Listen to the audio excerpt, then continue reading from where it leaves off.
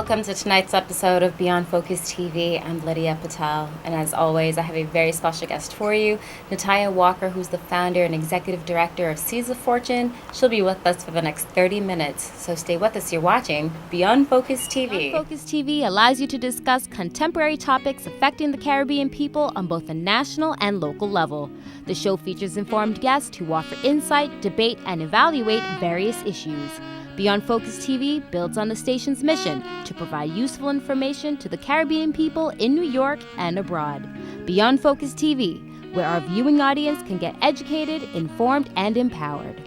Welcome back. You're watching Beyond Focus TV. I'm Lydia Patel, and like I said, I have a very special guest for you, a lovely young lady, Nitiya Walker, founder and executive director of Seeds of Fortune. Welcome to the program. Thank you for having me this evening. Well, it's great to have you here. We love to have young ladies who are doing great things in the community. You're definitely doing something great. Seeds of Fortune has been doing some great work. Thank you. Did a little bit of research on it, and definitely, if you don't know about it, by the end of the program, you're going to have all the info that you need to know about it. And a couple of things that if you really want to get in on, by the end of the program, you'll have all that information as well. So Nitiya, let's get straight to it. Let's kind of talk about how, even before you started Seeds of Fortune, talk about you. Who are you, the person? Well, I'm originally from Brooklyn, New York. I went to Edward R. Murrow High School in Midwood. And throughout my journey in high school, I was an academically sound student, but when it came time to the college application process, I really did not know what to do. I had done all these things, but I was like, okay, how do I package it? How do you fine-tune it? Yeah, how do I fine-tune it? How do I package it? And it was actually me being part of the Girl Scouts. I found a troop leader, and her daughter had gotten like $150,000 to go to Spelman College. And I was like, I need to know that girl. How did she do it? Because I definitely knew my parents didn't have enough money to send me to college. So when I was in my junior year going into my senior year, she took the time in the summertime to work with me and put my college application together. But it was actually a really special award that I wanted to get in Girl Scouts that like fueled the fire for it. And it's called the Future Woman of Distinction. And only one Girl Scout can get it in New York City.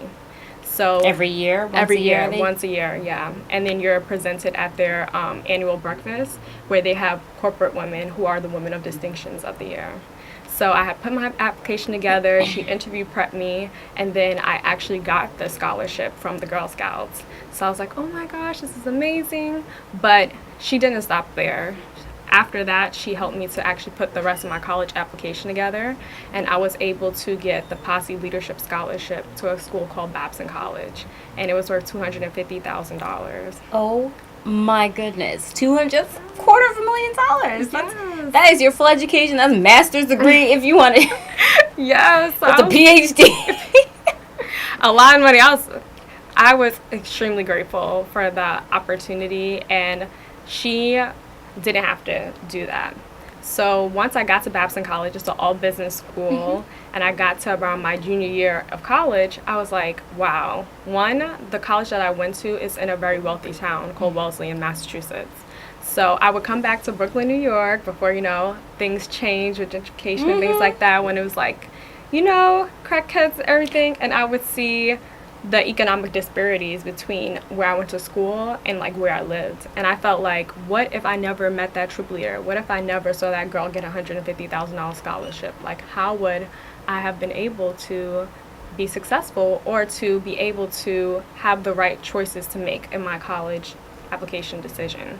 So I decided that I wanted to go back into my community and kind of help girls to guide them along the process where there could be like holes and things that they didn't know about that could help to pay for so amazing. Their college education. So like that was a little spark that kind of got everything rolling for me with Seeds of Fortune. And that's great. And I love the title, Seeds of Fortune. It just sounds so positive. It sounds really like when you hear it, you just know it's something good. But how did you manage to call it that? So I am a master brainstormer with wordplay, and I was thinking about, okay, what are we trying to do? One, I wanted to create the organization for young women, and particularly of color, because I'm a young woman and I'm a woman Young of woman of color, color, and I absolutely. understand the journey and the difficulties of navigating that space. So I was like, okay, like what are we trying to do here in this organization? And I felt like we're trying to plant something in them. And I was like, okay, plants. All right, what comes from plant seeds? And I'm Okay. like, and I do have a very spiritual background, so I feel like when you sow a seed into the ground, Yes. things flourish and things grow from that. So I was like, okay, seeds. I was like, and I had to Google, for domain names to see what wasn't taken, what was taken. And I've always had a really big passion for financial literacy. My mom taught me when I was young how to manage my money. We would have Essence magazines in the house, and it would always have the money section. I was obsessed with financial books. I know this is very hot during these days, but I actually read Donald Trump's books, The Art of the Deal. And I felt like, especially when I got to college, a lot of my counterparts didn't have a lot of financial literacy education, and a lot of them were like, I'm broke. I'm like, we only got to spend like $5 on pizza. And I felt like over the years, I've seen like a lot of mismanagement of finances in Correct. the African American and Latino communities. So I was like, okay, I'm like, one day I want to create fortune. I want to create wealth. I want to build that up. And I want my community to have that as well. So I was like, seeds of fortune. Like, this organization is not going to just be about getting education. Like, this is going to be about transforming the way young women of color see money and see their future with money. And that's how Seeds of Fortune came to be. I love it. And it's so funny because I know we were saying offline that a couple people thought it was something totally unrelated, different names. What are some of the other meanings that people thought it held? So some people call it Seeds of Change, which I can understand because, we are changing and impacting the community. Some people, there's actually another nonprofit organization called Seeds. So sometimes they think it's accumulated with that, but I'm like, that's great because their mission is also to help empower youth to change their lives. So those are some of the things that have been related to Seeds of Fortune in the past, but we're excited. Our scholars are actually called Seed Scholars, and our motto very is nice. every seed planted helps a flower grow. So like with the girls, when they come into the program, like they're like, I am here to get something, but I'm also here to give something. And that's great, and just looking at how that came about because you had one person who believed, and sometimes when you look back, there's always been that one or two key people who've helped you along the way. Even if they're not in your life anymore, you'll always remember them. You'd be like, so-and-so or that person, or it could have been a guidance counselor, it could have been a teacher, it could have been... Definitely. There's always somebody along the way, and being spiritual, like I'm spiritual as well, you believe like sometimes God puts people in your life Definitely. to just help move things along, and they may not even know that's the purpose. Yep. But when you look at it, you'd be like, okay, I know exactly what the purpose Of that is. why you got connected with that person. Definitely. I wholeheartedly believe that as well. And it's great, when you see the mission of that. So how many girls have you worked with over the last few years? So our first class was 3 girls in our pilot program, and from that time in 2013 to now, we have 50 girls in our organization. We have a high school portion and a college portion because we felt like, okay, like these girls are going off to college, and that's when you really we put a lot of theory into play, like, okay, this is how you manage your money, but when you get to college, that's when you really have to okay, this is how I'm going to manage my money, this is how I'm going to budget.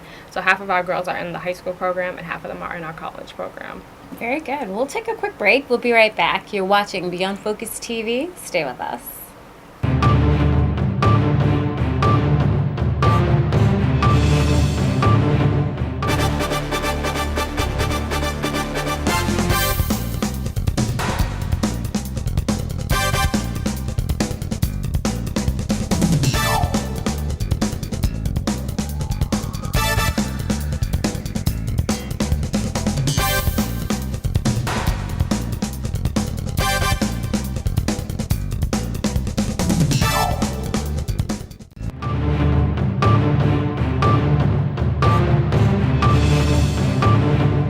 Welcome back. You're watching Beyond Focus TV. I'm Lydia Patel, sitting here with Nitiya Walker, who's the founder and executive director of Seeds of Fortune. And that's so great. I can't keep emphasizing how great this is, and to be able to help young women, because I think we all could use that. And sometimes looking back, kind of wish that you had maybe a little more guidance. Even though you're grateful, like I'm super grateful for a lot of the opportunities, but sometimes you're like, if you knew what you knew then, Oh, tell myself that every day, right? Oh. Exactly. But these are all little things. So it's great that you have that mission. So now, 50 girls. Yes. What split into the high school edition and then, of course, the college prep. Which has been easier for you to work with, and which you equal? What are the same and different? So I would say that because we've been doing the high school program for a longer time, we just launched our college program in 2016. So our high school girls, I would say, they both have like challenges and advantages to it. In high school, I feel like they need a little bit more guidance and help, and there's like a lot of structural things that we put in place in the organization to make sure they feel supported. We help girls in all 5 boroughs of New York City and through all different economic levels. So when you have the mix and array, a lot of the girls are coming with a lot of the challenges that coming from a low income community brings with it, or a lot of like emotional and stress. Like applying to college is stressful. So they're coming with it. They're like, and then we have a lot of overachievers. They're like, I got a 91.2. I'm like, you're gonna live to see. You'll be fine. You'll be fine. You're gonna live to see tomorrow. So it's kind of navigating their emotions and having them channel their energy so that they can be successful and complete the process and get the scholarships. Now with our college girls, they've been through our process. They are, by the time they get to college, they're more mature, they know more what they want, but they're kind of like my babies, even though we're like not that far in age. And I think that the mama bear, like I'm like getting used to them having their own opinions and ideas, and they're like, we want to do this, and like we think that this is the best way, and I'm like, they're like little women. So like I think that's the differences. Like when they're in high school, it's like more hand holding and you get used to being in that position with them, but now they're in college, they're becoming young women, they have their own opinions, they have their own experiences, they're going away and going to different states and seeing different things, and I've learned to like try to respect their boundaries and respect their growth as women. And I feel like it's been one inspirational and aspirational. I'm like, I want to be like you guys when I grow up almost. So I think like those are kind of like the differences between the high school and the college program. Do some of the girls actually stay from high school all the way through? Are they allowed to do that? Most of them are. The requirement is that you have to be from our high school program to continue on to our college program. Oh, okay. But there are some phenomenal young women out there, and they find out about the program through their friends, and they're excited. So we created this thing called the Ambassadors Program, which is going to be more like our Leadership Academy in the future, where young women can take a course with us that we do with our high school scholars, and those young women are eligible to be a part of our college program. So we'll get about 3 to 5 girls that didn't go through the high school program that matriculate into our college program.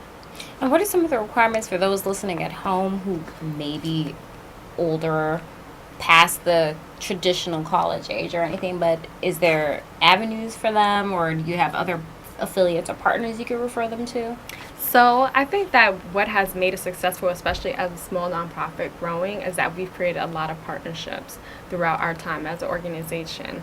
A lot of our strong partnerships are at the high school level, but a lot of the high school programs like the museums and things like that that we partner with to help our girls get internships at the high school level, they also have college programs. So we actually created this newsletter in January of 2017, which actually has access to opportunities, networking events, and we give it to a distro about 450 high school and college students across New York City and the surrounding boroughs. So that's kind of how we like try to help people that maybe might not have access to opportunities. I remember when I was in college, I didn't even know some of these things were around or some of these opportunities were available. I'll get kind of inquiries from hospitals and things like that. They need interns, and like we have 25 girls in our organization. Everybody is not a pre-med major, but there is about 100 other girls in our distro that might be interested in pre-med, and to be able to give those opportunities to other young women that might have not known about Seeds of Fortune, or they might be in their junior and senior year of college. We want to make sure as many young women of color have as many opportunities as possible.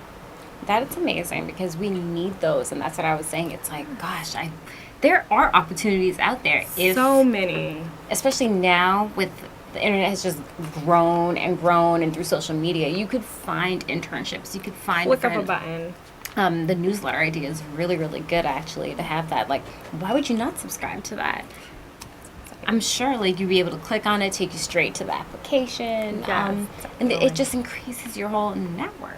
Yes, and then we try to create a network for them as well. So in our college program, we have an annual event that's held at Eileen Fisher, and it's called A Seat at the Table. And we help them to be